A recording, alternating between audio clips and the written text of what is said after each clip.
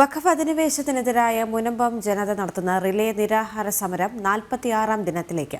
Revenue അവകാശങ്ങൾ പുനഃസ്ഥാപിച്ചു കിട്ടണമെന്നാവശ്യപ്പെട്ടാണ് സമരം. സർക്കാർ ജുഡീഷ്യൽ കമ്മീഷനെ നിയമിച്ചതിനാൽ സമരം നിർത്തണമെന്നുള്ള മുഖ്യമന്ത്രിയുടെ ആവശ്യം നേരത്തെ സമരസമിതി തള്ളിയിരുന്നു. വഖഫ് അധിനിവേശത്താൽ നഷ്ടപ്പെട്ട റവന്യൂ അവകാശങ്ങൾ സ്ഥാപിച്ചു കിട്ടുന്നതിനായി മുനമ്പം തീരദേശ ജനത നടത്തുന്ന റിലേ നിരാഹാര സമരം 46-ാം ദിനത്തിലേക്കാണ് കടക്കുന്നത്. ഇന്നലെ നിരാഹാര സമരപ്പന്തലിൽ കൊല്ലം രൂപത ബസേലിയോസ് മാർത്തോമ യാക്കോബ് പ്രഥമൻ കത്തോലിക്ക ബാവ പിന്തുണയുമായി എത്തി.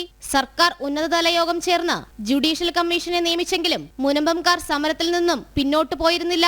വഖഫ് ബോർഡിന്റെ ആസ്തി രജിസ്റ്ററിൽ നിന്നും ഭൂമി വിട്ടുകിട്ടും വരെ സമരം തുടരുമെന്നാണ് തീരദേശ ജനതയുടെ നിലപാട്. സമരത്തിന്റെ ഭാഗമായി വഖഫ് ആക്ടിന്റെ വിവിധ വകുപ്പുകൾ എഴുതിയ കോലം കടലിൽ കെട്ടിത്താഴ്ത്തിയും പ്രതിഷേധം സംഘടിപ്പിച്ചിരുന്നു. അതിനിടെ വഖഫ് അധിനിവേശത്തിനെതിരെ സമരം ശക്തമാക്കുമെന്ന് BJP സംസ്ഥാന അധ്യക്ഷൻ K. സുരേന്ദ്രൻ വ്യക്തമാക്കിയിട്ടുണ്ട്. വഖഫ് ഭേദഗതി ബില്ലിനെ എതിർക്കുന്ന MPമാരുടെ ഓഫീസുകളിലേക്ക് മാർച്ച് നടത്തുമെന്നാണ് BJPയുടെ പ്രഖ്യാപനം. ജനം, കൊച്ചി.